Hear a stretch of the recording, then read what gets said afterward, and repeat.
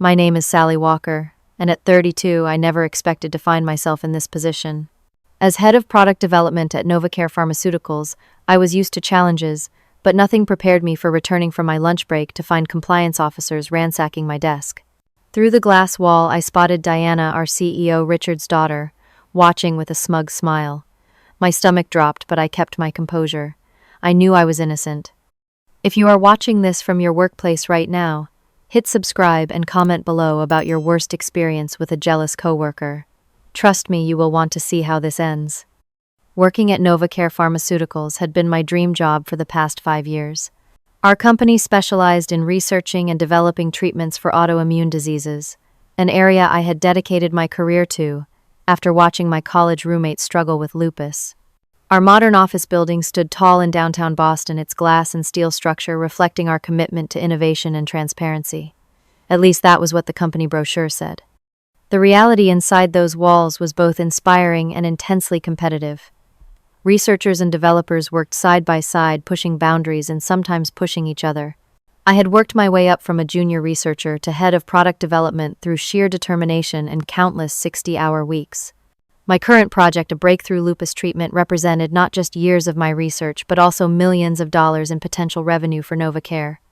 Every morning, I arrived by 7:30, often not leaving until well after 9 at night. My team respected my dedication, and I respected their brilliance. Together, we had overcome numerous obstacles in our quest to create a medication that would change lives. The work consumed me, but I loved every challenging minute of it. Richard Montgomery, our 56-year-old CEO, was more than just my boss. He was a brilliant scientist who had founded Novacare after losing his wife to lupus 15 years ago. The disease had taken her after an agonizing battle, leaving him alone to raise their 12-year-old daughter, Diana. His personal tragedy had fueled his professional mission, and he had transformed his grief into a pharmaceutical powerhouse focused on finding treatments for the disease that had robbed him of his wife. Richard had taken me under his wing from my first day at Novacare. He saw something in me, he said, a combination of scientific rigor and creative thinking that reminded him of himself at my age. Over the years, our professional relationship had deepened into a mentorship. He sought my opinion on company direction, invited me to high-level meetings, and trusted me with increasingly important projects. When he assigned me the lead role on our newest lupus drug development, I knew it was the opportunity of a lifetime. What I did not fully appreciate at the time was how this relationship appeared to his daughter, Diana. Diana Montgomery had the best education money could buy, graduating from an Ivy League school with a business degree before joining Novacare. At 27, she held the title of marketing director, a position created specifically for her by her father. With her designer clothes and perfect hair, she looked the part of a corporate executive, but many whispered that her position was more about nepotism than merit. She lived in a luxury apartment in Back Bay, drove a car that cost more than my annual salary, and spent weekends at the family estate on Cape Cod. Her social media accounts showcased a life of privilege parties and connections with Boston elite. On paper, Diana had everything. Yet whenever I saw her in meetings, I noticed a hunger in her eyes, a desperate need for validation that no amount of external success seemed to satisfy. From my first promotion, Diana had made it clear that she considered me a threat. While Richard saw me as a protégé, Diana saw me as competition for her father's attention and approval. She viewed the company as her birthright, something that would eventually be hers regardless of her contributions. My growing influence with her father threatened that assumption. In meetings, her eyes would narrow whenever Richard praised my work. If I presented an idea that received positive feedback, she would immediately point out potential flaws or suggest alternatives that centered on her department's involvement. When Richard mentioned my name in company-wide emails about successful projects, Diana would send separate messages highlighting the marketing team's contributions. I tried to be understanding. After all, I could not imagine losing my mother at such a young age, nor having my father throw himself into work as a response to grief. Diana had grown up watching her father build a company dedicated to the disease that took her mother, and now she was watching that same father mentor another woman close to her age. The psychology did not require much analysis. Still, her behavior made my job more difficult than it needed to be. I tried to include her in relevant discussions, acknowledge her contributions publicly, and build a professional relationship. I invited her to lunch several times, hoping to find common ground. She always accepted with a tight smile, but spent most of our time together answering emails on her phone or making comments about how her father seemed to have forgotten who his actual family was. I maintained a professional demeanor through it all, focusing on the work rather than the drama. The lupus drug was too important to let personal conflicts derail its development. Patients like my former roommate were waiting for a treatment with fewer side effects and better outcomes. Their needs mattered more than office politics. What I did not realize was that Diana was not content with passive-aggressive comments and cold shoulders. She was preparing for something much more destructive. The first real sign of trouble came 3 months into the lupus project. Diana began showing up unannounced to our development team meetings. She would sit quietly in the back taking notes and observing. When I asked if she needed anything specific for marketing planning, she would smile and say she was just trying to get a better understanding of the product pipeline. Initially, I thought this showed admirable initiative. Perhaps she was finally taking her role more seriously. That illusion shattered quickly when she began interrupting my presentations to question methodologies or timelines in front of my team. During one particularly important meeting where I was reviewing our preliminary test results, Diana raised her hand and asked, "Have you considered that these results might be anomalous? The sample size seems inadequate for drawing such definitive conclusions." The question itself was not unreasonable, but we had already addressed sample size concerns in the methodology section that she would have known if she had been paying attention. Before I could respond professionally, she continued, "I just think we should be careful about getting too excited about results that might not hold up under further testing. Dad, Richard, is very invested in this project's success." The implication was clear to everyone in the room. She was suggesting I might be manipulating results to please her father. The air became thick with discomfort as my team members exchanged glances. I took a deep breath and explained the statistical validity of our approach and the multiple verification protocols we had in place. Diana nodded with feigned satisfaction, but the damage was done. A seed of doubt had been planted. After that meeting, Diana began copying the entire leadership team on emails, questioning my decisions or requesting exhaustive justifications for routine procedures.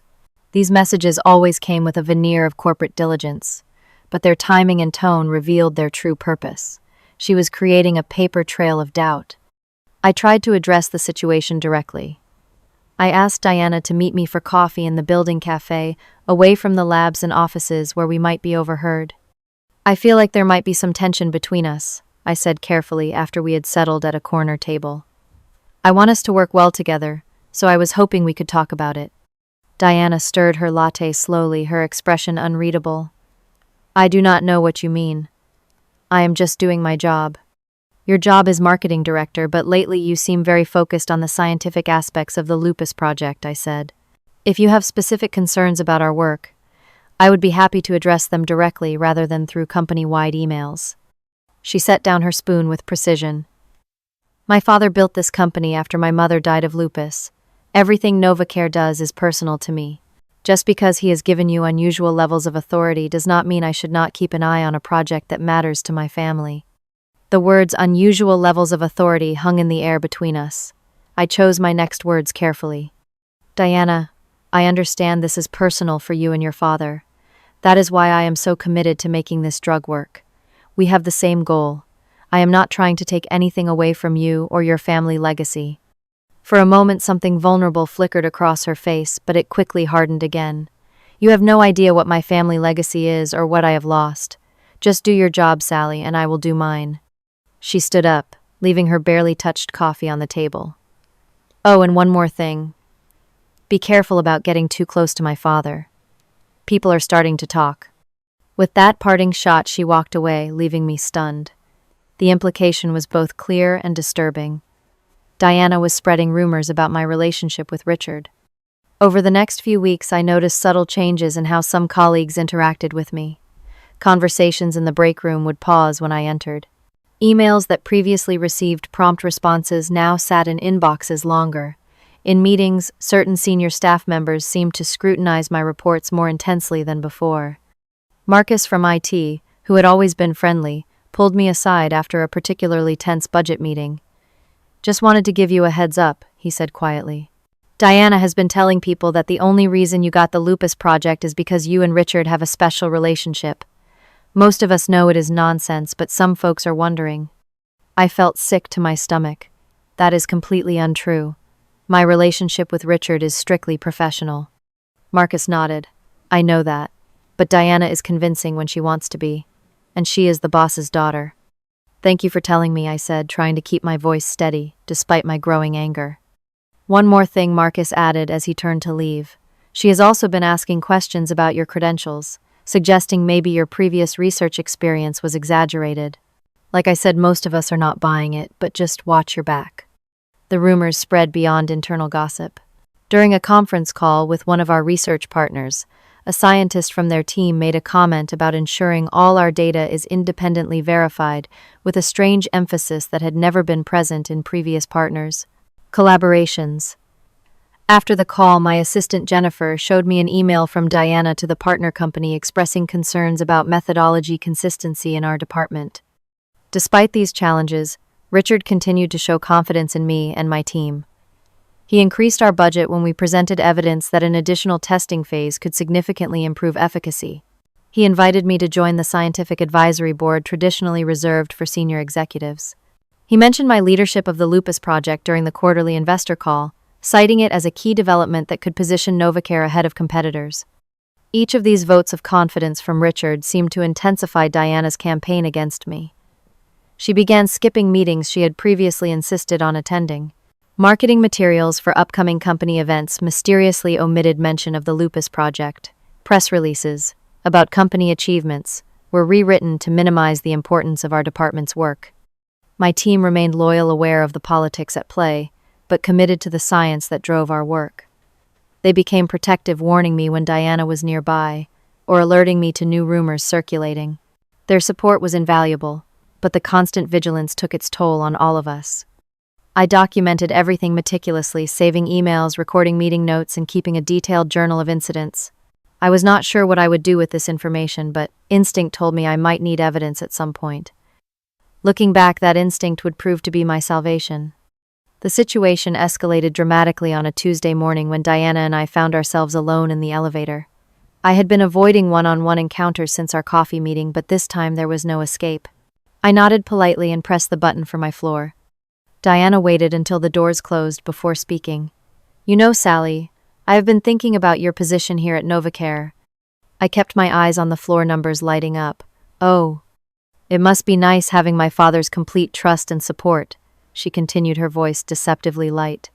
But things change quickly in this industry. Today's star researcher can be tomorrow's cautionary tale. The elevator seemed to move in slow motion as she stepped closer. If you were smart, you would be more careful, more respectful of the established order here. This company has been in my family since before you finished your degree. It will be here long after you are gone. The elevator doors opened at my floor, and I stepped out, my heart pounding. Is that a threat, Diana? She smiled, all teeth and no warmth. Just friendly advice. Be smart, Sally. Know when you are reaching too high. The doors closed, leaving me shaken in the hallway. This was no longer just professional jealousy. Diana was actively threatening my position at Novacare. That afternoon, I received a text message from an unknown number. Your secret will not stay hidden forever. Better start updating your resume. I showed the message to Jennifer, who had become not just my assistant but a trusted ally. This has to be Diana, she said, her expression grim. But what secret is she talking about? You do not have any secrets, do you? I shook my head. Nothing relevant to my work here. This is just intimidation tactics. You should talk to Richard, Jennifer suggested. This is getting out of hand. I had considered that option multiple times, but always hesitated. Going to Richard meant potentially damaging his relationship with his daughter. Despite everything, I knew how much he loved Diana, how hard he had tried to be both mother and father to her after his wife's death. I also knew that involving him would likely make Diana escalate further, viewing it as confirmation that I was trying to come between her and her father. Not yet, I decided. Let me try one more time to resolve this directly with Diana. I scheduled a meeting with Diana for the following day, requesting a private conversation in one of the small conference rooms. To my surprise, she accepted. When we met, I laid out my concerns directly. Diana, I think we need to clear the air. Whatever personal issues you have with me are affecting the company and the lupus project specifically. Can we find a way to work together professionally? Diana leaned back in her chair, studying me with cold eyes. You really do not get it, do you? This is not about being professional. This is about you trying to take what belongs to my family. I am not trying to take anything, I insisted. I am trying to develop a drug that could help thousands of people, including those suffering from the disease that took your mother. Her expression flickered at the mention of her mother, but quickly hardened again. Do not pretend you care about my mother. You care about advancing your career and impressing my father. You think I do not see how you have manipulated your way into his confidence, how you have positioned yourself as the daughter he wishes he had. The accusation stunned me. That is not true at all. Richard and I have a professional relationship. He mentors me because he believes in my work. Please, Diana scoffed. My father has not shown that much interest in anyone since my mother died. He talks about you at family dinners. Sally thinks this. Sally suggests that. Do you have any idea what that feels like? To hear your father constantly praise another woman? For the first time, I glimpsed the real pain behind Diana's hostility. This wasn't just professional jealousy or entitlement. This was a daughter who felt replaced in her father's affections. Diana, I never intended to come between you and your father. I respect him as a scientist and a leader, but I have never tried to take your place. It does not matter what you intended, she said, rising from her chair. What matters is that you are in my way, and I am going to fix that. She walked out, leaving her threat hanging in the air. I sat alone in the conference room for several minutes trying to process what had just happened. Diana was not going to back down. If anything, our conversation had strengthened her resolve to remove me from NovaCare. Over the next few weeks, the obstacles to my work multiplied. Budget approvals for the lupus project were mysteriously delayed.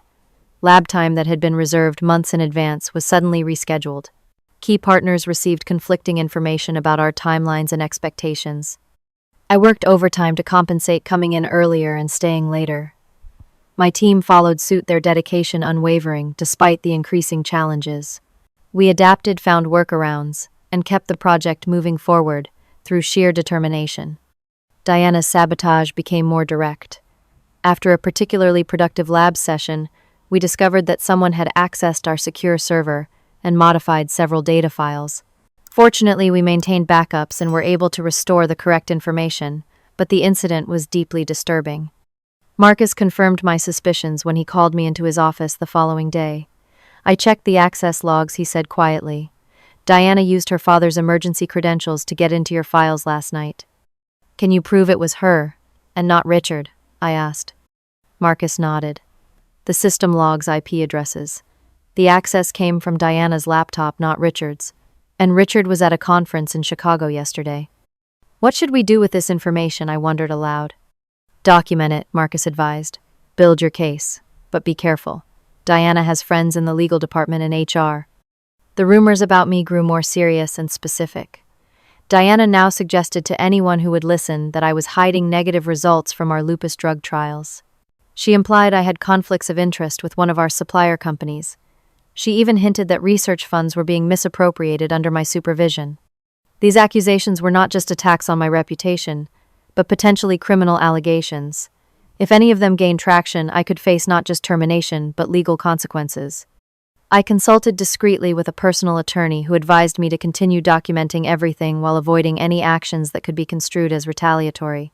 If she is creating a hostile work environment or making false accusations, you may have legal recourse, my attorney explained. But we need solid evidence, and you need to be beyond reproach in your own behavior. My concerns escalated when Jennifer overheard a conversation between Diana and Frank Miller, our compliance director. She was specifically asking about the process for investigating employee misconduct, Jennifer reported. And she mentioned your name. The following day, Amanda Richards' executive assistant and a 20-year veteran of NovaCare stopped by my lab with a warning. Diana had a closed-door meeting with Frank yesterday, she said. I could not hear everything, but she was insistent about some kind of anonymous report that needed immediate attention. Be prepared, Sally. I think she is making her move. Dr. Williams, the senior scientific advisor who had been with NovaCare since its founding, offered his own warning during our weekly research review. Politics can be more dangerous than bad science, he said cryptically, as we finished discussing the latest test results. Watch yourself, Sally. Not everyone wants this project to succeed under your leadership. I felt the noose tightening, but remained focused on the work. The lupus drug was showing remarkable promise in reducing inflammation without the severe side effects of existing treatments. We were weeks away from presenting our findings to the scientific board and moving to the next phase of development. I could not let Diana's vendetta derail a project that could help so many people. I began taking extra precautions. I backed up all research data to secure servers that only my most trusted team members could access. I recorded all meetings and saved every email exchange. I kept detailed notes of every conversation related to the project, and I prepared for whatever Diana might do next. I did not have to wait long to find out. The day everything came to a head began like many others with me arriving at the lab before 7 in the morning. We were 48 hours away from our presentation to the scientific board and potential investors. The presentation represented months of painstaking research, thousands of test hours, and the hopes of countless lupus patients who desperately needed better treatment options. Richard had made it clear how much was riding on this presentation. Novacare had invested heavily in our research, and positive results would not only advance the company's mission, but potentially secure its financial future for years to come. More personally, this drug represented Richard's ongoing commitment to fighting the disease that had taken his wife Diana's mother. I had been working nonstop for days, refining our data analysis and preparing slides that would clearly communicate our findings to both scientific experts and business-minded investors. By noon, I had been at my desk for 36 hours straight, fueled by coffee and determination. My eyes burned from staring at screens and my back ached from hunching over lab reports. Jennifer poked her head into my office. "Sally, you need a break. You are going to collapse before the presentation if you keep this up." I rubbed my eyes, acknowledging she was right. "Just 30 minutes. I will get some fresh air and coffee, then finish the executive summary." "I will hold down the fort," she promised. "Everything is backed up and secure." I locked my computer, tucked the physical reports into my desk drawer, and headed out. The late October air was crisp and invigorating after the recycled oxygen of the lab. I walked to a coffee shop 2 blocks away consciously, forcing myself to clear my mind for a few precious minutes. I was waiting for my latte when my phone buzzed with a text from Jennifer, "Get back here now. Compliance in your office." My stomach dropped as I abandoned my coffee and ran back to the building. The elevator seemed to take an eternity. When I finally reached our floor, I could see through the glass walls that my worst fears had materialized. Frank Miller, our compliance director, stood in my office alongside 2 of his staff members. They were going through my desk drawers and examining papers from my files. My computer had been unlocked somehow, and one of the compliance officers was scrolling through my emails. From the hallway outside, Diana watched the scene unfold, her expression, a mixture of satisfaction and feigned concern when colleagues walked past. She checked her phone repeatedly, presumably waiting for news of incriminating evidence. My team members stood clustered together nearby, their faces reflecting confusion and worry. Jennifer broke away from the group when she saw me hurrying over with panic in her eyes. "They just showed up with IT security," she whispered, "said they received an anonymous report and had authorization to search everything. They used some kind of override to access your computer." I took a deep breath, straightened my shoulders, and walked calmly into my office. Frank looked up momentarily, startled by my arrival. "Sally," he began, his tone formal and cold. "I apologize for the intrusion, but we received a serious anonymous report that required immediate investigation." "What kind of report?" I asked, keeping my voice steady. Despite the violation, I felt seeing strangers pawing through my work. Frank glanced at his colleagues before responding. "Allegations of data falsification and misappropriation of research funds. Very serious matters that require thorough investigation." I noticed Diana edging closer to the doorway, ostensibly engaged with something on her phone, but clearly listening to every word. "I see," I said. "And did this anonymous report happen to come through Diana Montgomery?" Frank's expression tightened. "I cannot disclose the source of the report. We are required to investigate all credible allegations of misconduct, regardless of where they originate." One of the compliance officers was examining the files from my drawer, flipping through pages of research notes and financial records. The other continued to scroll through my email history. "Have you found anything concerning?" I asked, already knowing the answer. "We have just begun our investigation," Frank replied stiffly. "These matters take time to properly evaluate." I walked to my desk, aware of all eyes on me, including Diana's from the hallway. Well, let me save you some time. You have my full cooperation. My research is meticulously documented. My expenditures are all approved and recorded, and I have nothing to hide. I unlocked the bottom drawer of my desk, which they had not yet accessed. Here are the complete financial records for the Lupus project, including all purchase orders, vendor contracts, and budget allocations. And on my computer, you will find a folder labeled Research Verification that contains independent confirmation of all our test results from 3 separate labs. Frank seemed taken aback by my calm cooperation. He had clearly expected defensiveness or panic. You seem unusually prepared for an audit, he noted with suspicion. I met his gaze directly. When you work on a project of this importance, you maintain impeccable records, but I have also been aware for some time that Diana has been attempting to undermine my position here. So yes, I have been careful to document everything thoroughly. At the mention of Diana's name, Frank's eyes darted briefly to the doorway where she stood. Something unspoken passed between them that confirmed my suspicions about the source of the anonymous report. We will need to examine everything carefully, Frank said, regaining his professional composure. Of course, I replied. Take all the time you need. I have nothing to hide. I stepped back, leaning against the wall as they continued their search. Diana remained in the hallway, her expression growing increasingly anxious as minutes passed without any triumphant discovery of wrongdoing. After 30 minutes of thorough examination, the atmosphere in the room began to shift. The compliance officers exchanged confused glances. Frank's brow furrowed as he reviewed my financial documentation for the 3rd time. Is there a problem? I asked innocently. Frank cleared his throat. Your records appear to be in order. However, we need to verify certain information. He turned to one of his colleagues. Check the access logs for the research database for the past 3 months. I want to see who has modified any files related to the Lupus project. The compliance officer nodded and began typing on my computer. I could see Diana shifting uncomfortably in the hallway, suddenly less interested in observing the proceedings. While your colleague does that, I suggested to Frank, you might want to look at the folder on my desktop labeled Incidents. It documents several occasions when research data was accessed or altered without authorization. Frank gave me a sharp look, but clicked on the folder. His expression changed as he began reviewing the files, which included Marcus's IT reports confirming unauthorized access from Diana's computer, timestamped backups showing data alterations, and logs of suspicious activities. When did you compile this? He asked quietly. Over the past several months, as it became clear someone was attempting to sabotage the Lupus project, I replied. You will also find recordings of several concerning conversations, including one where threats were made against my position here. The second compliance officer looked up from the computer. Sir, I am seeing multiple unauthorized access attempts from an executive-level account. The IP address traces back to... He hesitated, glancing toward the hallway where Diana stood. Frank's face paled as he connected the dots. The anonymous report he had acted on was looking less like a good-faith complaint and more like a calculated attempt to discredit me. Diana must have sensed the changing tide. She abruptly turned and walked quickly toward the elevator phone pressed to her ear, presumably trying to reach her father. Frank closed the folder on my computer and stood up straight, his professional demeanor strained by what he had discovered.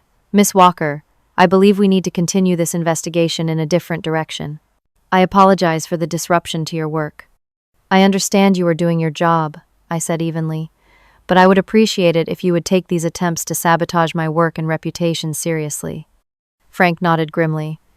I think we need to speak with Richard about this situation immediately. I agree, I said, finally allowing myself to feel a measure of relief. The truth was coming to light, and not a moment too soon. Frank and his team continued their examination with noticeably different energy. What had begun as an investigation into my alleged misconduct had transformed into a discovery of something far more troubling. The compliance officers, who had been so intent on finding evidence against me now, moved methodically through my files with expressions of growing concern. They scrutinized emails, financial reports, research notes, and laboratory journals. They examined my meeting records and communications with partners and suppliers.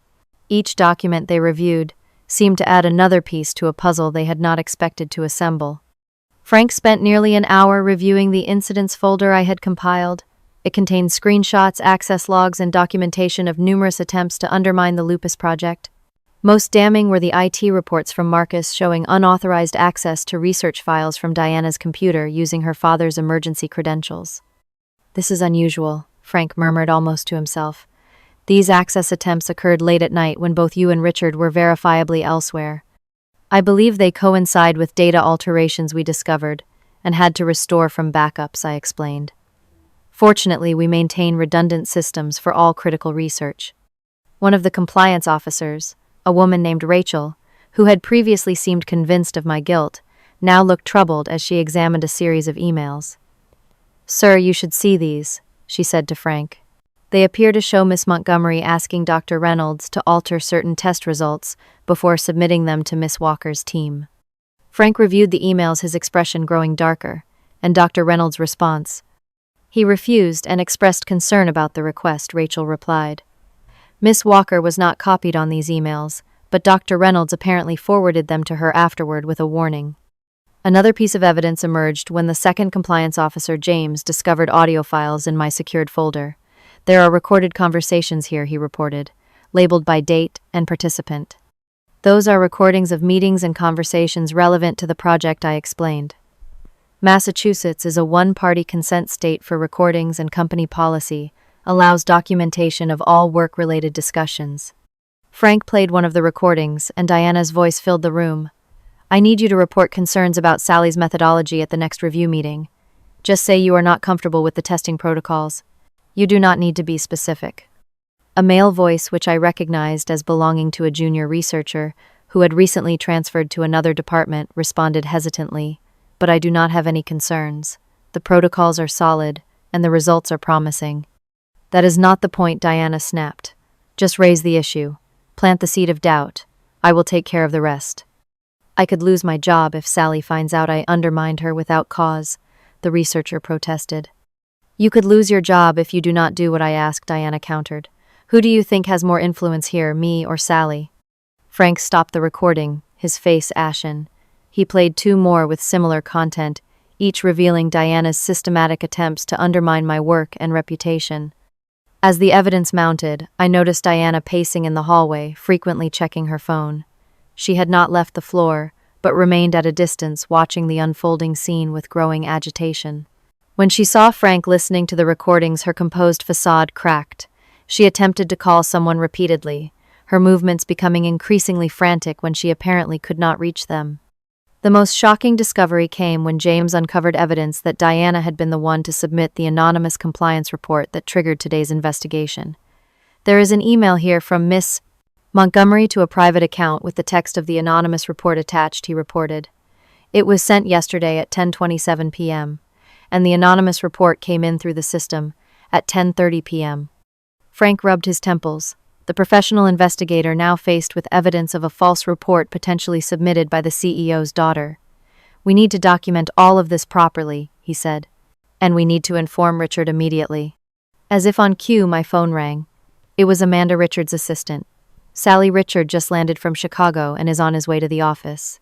Diana called him, making some kind of accusations, but he could barely understand her. "He asked me to tell you and Frank to meet him in his office as soon as he arrives." I relayed this information to Frank, who nodded grimly. "We will bring our preliminary findings. This situation has become much more serious than a routine compliance check." Diana must have received similar notification about her father's return because she suddenly disappeared from the hallway, presumably to intercept Richard before our meeting. Frank turned to me, his demeanor now apologetic. "Miss Walker, I owe you an apology. I should have scrutinized the anonymous report more carefully before authorizing this search."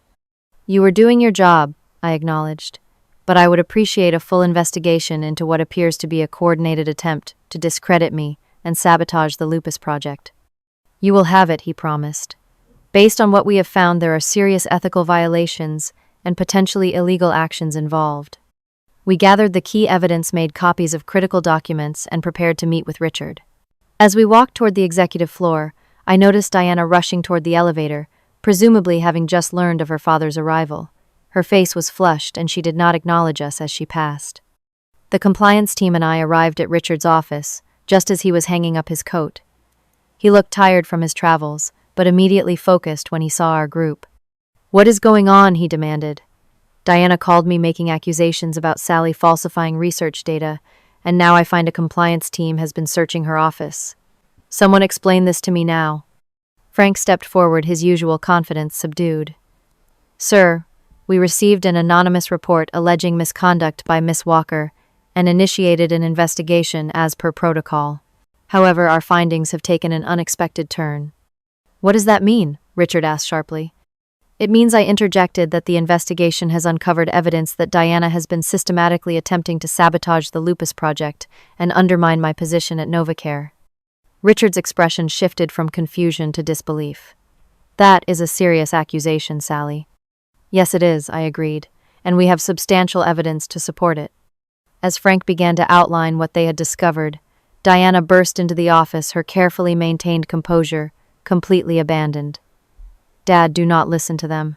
Sally is trying to turn you against me. She has been manipulating you from the beginning. Richard held up his hand to stop her. Diana, please sit down.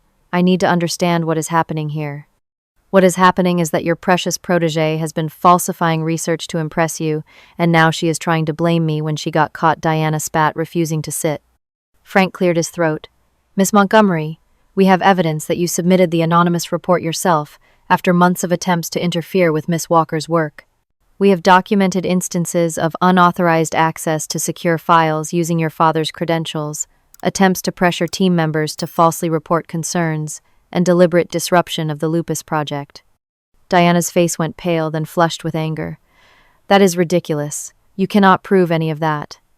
Actually, James said quietly, producing a tablet with the evidence organized for review. We can. Richard sat at his desk, the weight of what he was seeing evident in his posture. He scrolled through emails, listened to recordings, and reviewed access logs, all while Diana paced the room, alternating between angry denials and tearful accusations. These logs clearly show access to restricted research files from your laptop using my credentials, Richard said, his voice strained. Diana, please explain this. It is a setup, Diana insisted. Sally probably hacked my computer to make it look like I did it. She is the one with the technical knowledge. Frank shook his head. The system logs are maintained on secure servers with multiple redundancies and verification protocols. They cannot be falsified without leaving evidence, and we found none. Richard turned to the next piece of evidence, an email from Diana to a researcher explicitly asking him to report false concerns about my methods. And this. Is this also a setup? Diana's defiance began to crumble. You do not understand the pressure I have been under, working here always in your shadow, always compared to your perfect Sally. This is not about Sally, Richard said firmly. This is about actions you apparently took to sabotage an important project and harm a colleague's reputation. Actions that could have had serious consequences for this company and for patients waiting for this treatment. Diana's composure finally broke completely. Of course it is about Sally. It is always about Sally. Since the day you brought her into this company, it has been Sally this and Sally that. Sally is so brilliant. Sally is so dedicated. Sally reminds me of myself at that age, she mimicked bitterly. Do you have any idea what it is like to hear your father constantly praise another woman, to watch him give her the opportunities and recognition you have worked your entire life for, to see him entrust her with research into the disease? That killed your mother. The raw pain in Diana's voice silenced the room. Richard looked stunned, as if seeing his daughter clearly for the first time in years. Diana, he began softly. I had no idea you felt this way. How could you not know? She demanded, tears now flowing freely. You built this entire company as a memorial to Mom, but you never talked to me about her. You pour all your energy into finding treatments for lupus, but you never asked how I felt about it. You gave Sally the lead on the most important lupus project because she reminds you of yourself. But did you ever think that maybe I wanted to be involved because it reminds me of Mom? Richard stood and approached his daughter, but she backed away. Do not pretend to care now. You chose your company and your protégé over me a long time ago. That is not true, Richard insisted. You are my daughter. Nothing is more important to me than you. Then why does it feel like I have been competing with a ghost and losing? Diana asked. Mom died, and instead of helping me grieve, you buried yourself in this company. And now I have to compete with Sally too. I had remained silent during this exchange, acutely aware that I was witnessing the painful unraveling of years of miscommunication and hurt between father and daughter. Part of me felt I should leave, give them privacy for this deeply personal confrontation, but Frank's subtle headshake told me to stay. Diana, Richard said, his voice thick with emotion. I never meant to make you feel second best. Everything I have done building this company, pursuing treatments for lupus, all of it was for you, as much as for your mother's memory. I wanted to create something meaningful from our loss. But you never asked what would be meaningful to me, Diana replied. You assumed I would want what you wanted. And the actions you took against Sally, and the lupus project, Frank prompted gently. Can you explain those?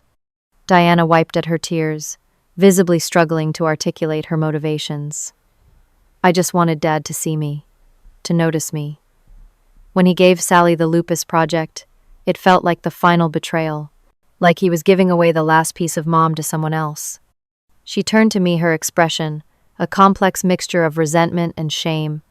I convinced myself you were manipulating him, using his grief to advance your career. It was easier than admitting he simply valued you more. That is not true, I said, breaking my silence. Your father talks about you constantly, Diana. He shows me pictures of your accomplishments, tells me stories about your childhood. He is incredibly proud of you. Diana looked skeptical, but Richard nodded. It is true. I have always been proud of you, Diana, but I can see now that I have failed to show you that in ways that matter. Frank cleared his throat. While I appreciate the personal breakthrough happening here, we still have a serious situation to address. Miss Montgomery's actions constitute several violations of company policy and potentially legal boundaries. Richard squared his shoulders, the conflicted father, momentarily replaced by the CEO. I understand, Frank. What would your recommended course of action be in a situation like this, if it involved any other employee? Frank did not hesitate. Termination and possible legal action, depending on the extent of damage caused. Diana paled, the reality of her actions' consequences finally sinking in. Richard nodded slowly. I understand. However, I would like to propose an alternative approach given the unique circumstances. He turned to Diana. What you did was wrong. Profoundly wrong. You betrayed the trust of this company, your colleagues, and me. There must be consequences for that. Diana nodded, no longer arguing. I am placing you on administrative leave effective immediately, Richard continued. During that time, you will begin intensive therapy to address the underlying issues we have clearly failed to resolve as a family. You will also work with Frank to fully disclose every action you took that could have compromised the lupus project or Sally's position. He turned to Frank. I want a complete investigation. Nothing held back, no matter who it implicates, including me. If my management created an environment where this could happen, I need to know. Frank nodded. We will be thorough. Richard looked at me. Sally, I owe you an apology. I brought you into a situation I did not fully understand myself. Your work has been exemplary, and you deserved better than to be caught in the middle of our family dysfunction. I appreciate that, I said, but I would like to suggest something if I may. Of course, Richard replied. The lupus project is too important to let personal conflicts derail it. Diana has marketing expertise that could be valuable, and this research is personally significant to her because of her mother. When she returns from leave, perhaps we could find a structured way for her to contribute with clear boundaries and expectations. Diana looked at me with genuine surprise. Why would you want to work with me after what I did? Because this project is not about you or me, I explained. It is about developing a treatment that could help thousands of people suffering from the disease that took your mother. I think that goal is big enough to work toward together if you are willing. Richard watched this exchange with a mixture of sadness and hope. That is extraordinarily generous, Sally. But the decision would ultimately be up to Diana after she has taken the necessary steps to earn back trust. Diana nodded slowly, the fight gone out of her. I understand. As the meeting concluded, action items were assigned. Diana would begin her leave immediately. Frank would continue his investigation with full access to all relevant systems and personnel. Richard would work with HR to develop a structured return plan, if and when Diana was ready. And I would return to finalizing the presentation for the scientific board now, with the full support and protection of the compliance department. As we prepared to leave Richard's office, Diana stopped beside me. I still do not understand why you are not pressing charges or demanding I be fired, she said quietly. I considered my answer carefully. We all make mistakes, Diana. Some bigger than others. but I believe in second chances when someone is genuinely willing to change. The question is, are you? She did not answer immediately, but the thoughtful expression on her face suggested my question had landed. I have a lot to think about, she finally said, and apparently a lot of therapy ahead of me. I nodded. Good luck with that. I mean it sincerely. As I walked back to my office to resume work on the presentation, I reflected on how quickly life can change. That morning, I had been the one under investigation, my career potentially in jeopardy. Now I was returning to my project with a new understanding of the complex family dynamics that had shaped NovaCare and nearly derailed our important work. It would take time to process everything that had happened, but for now, I had a presentation to finish and a potential breakthrough treatment to advance. The patients waiting for better options deserve nothing less than my complete focus. The weeks following the confrontation in Richard's office were challenging for everyone at NovaCare. Diana began her administrative leave, immediately entering an intensive therapy program to address the unresolved grief and resentment that had fueled her destructive behavior. Richard divided his time between running the company and rebuilding his relationship with his daughter, attending family therapy sessions, and setting aside dedicated time for personal connection without work interruptions. As for me, I returned to the lupus project with renewed determination. The presentation to the scientific board proceeded as scheduled and was met with enthusiasm. Our preliminary results showed a 40% reduction in inflammatory markers, with minimal side effects, a significant improvement over existing treatments. The board approved advancement to the next phase of testing, and investors expressed strong interest in supporting the continued development. Frank's investigation was thorough and unflinching. It revealed the full extent of Diana's attempts to undermine me, but also identified systemic issues within NovaCare's culture and reporting structures that had allowed the situation to escalate. Richard took the findings seriously, implementing new policies for conflict resolution, anonymous reporting verification, and protection against retaliation. In a private meeting a week after the investigation concluded, Richard apologized again for what had happened. I was so focused on the science and the business that I missed what was happening right in front of me, he admitted, both with Diana and within the company culture. We all have blind spots, I replied. The important thing is how we respond when they are revealed. Richard nodded thoughtfully. Diana is doing the work. Real work, not just going through the motions. Her therapist says she is confronting issues she has been avoiding since her mother died. That takes courage, I acknowledged. How are your joint sessions going? Painful but necessary, he said with a sad smile. I am learning things about my daughter I should have known years ago, and about myself as a father. In Diana's absence, her marketing department was temporarily restructured under new leadership. The change revealed several innovative approaches that had been suppressed under Diana's management ideas that aligned well with the company's mission, but had not fit her personal vision. Richard noted these discoveries with a mixture of pride in his team and regret for what might have been if he had been more attentive. 3 months after the incident, Diana requested a meeting with me. We met at a neutral location, a quiet cafe, halfway between the office and her apartment.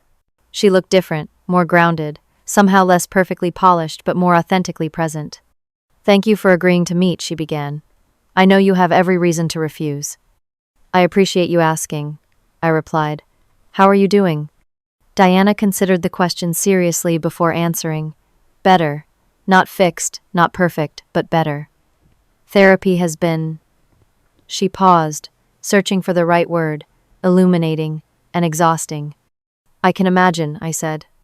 No, I do not think you can, she replied, but without the hostility that would have accompanied such a statement months earlier.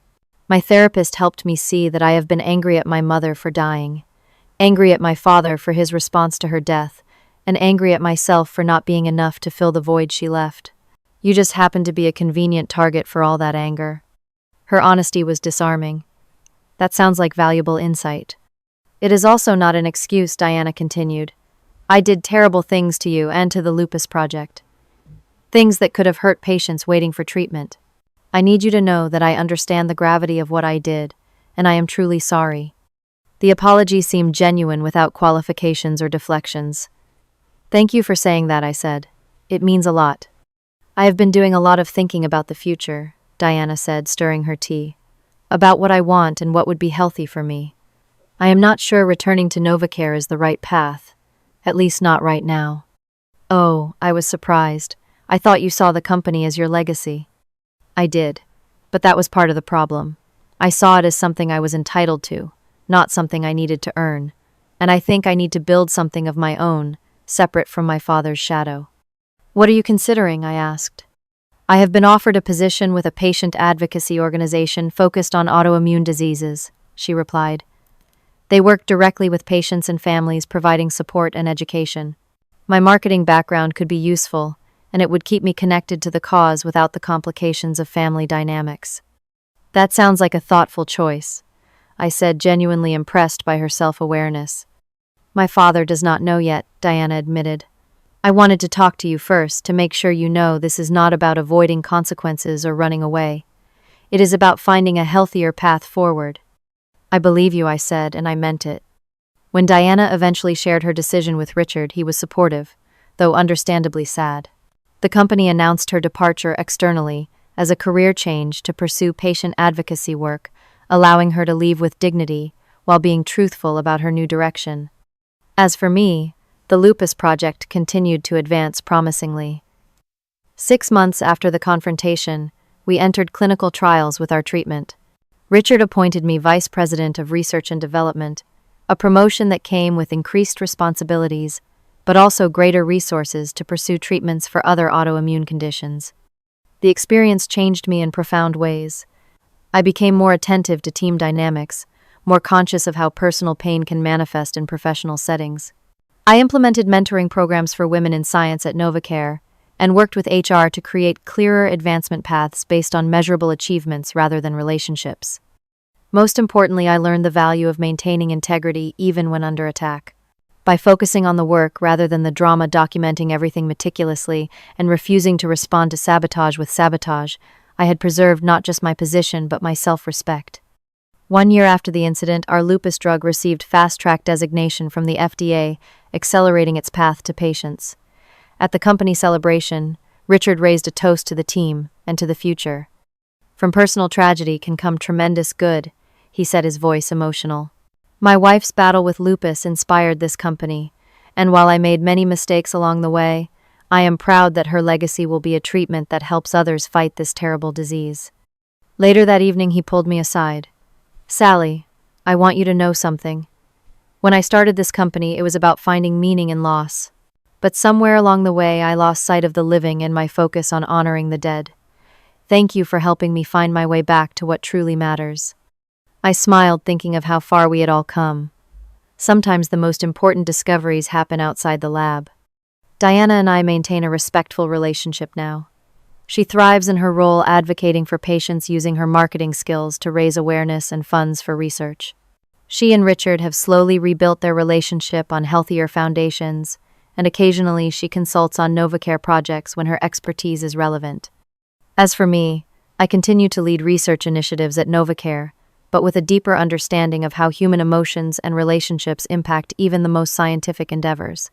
I learned that success is not just about technical skill or intelligence, but about integrity, resilience, and the wisdom to respond to hostility with compassion rather than retaliation. In the end, Diana's attempt to destroy my career actually strengthened it, not because I defeated her, but because I refused to become like her in the process. By maintaining my focus on the work that mattered and choosing understanding over vengeance, I found a path forward that honored both my professional commitment and my personal values. If there is one lesson I would share from this experience, it is this: when faced with jealousy and sabotage, the strongest response is not escalation but elevation. Rise above the drama, document the facts, and keep your eyes on the work that matters. In the long run, truth and integrity will speak for themselves. Have you ever faced jealousy or sabotage in your workplace? How did you handle it? I would love to hear your stories in the comments below. If this story resonated with you, please like and subscribe for more real-life experiences and lessons learned. Share this video with someone who might be struggling with workplace drama, and remember that sometimes the biggest professional challenges come wrapped in personal pain. Thank you for listening to my story, and I wish you strength and wisdom in your own journey.